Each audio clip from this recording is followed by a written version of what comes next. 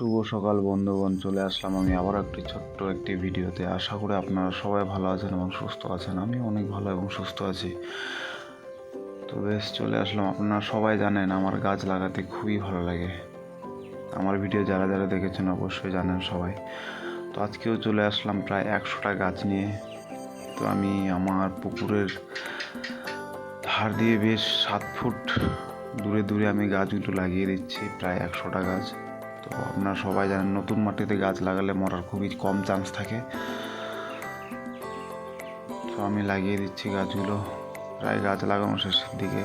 এবং আমি অবশ্যই আপনাদেরকে বলবো আপনারাও গাছ লাগান এবং প্রকৃতি পরিবেশকে ঠান্ডা রাখে।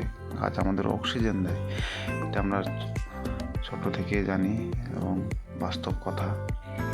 গাছ লাগালে আপনারাও পরবর্তীতে লাভবান হবেন।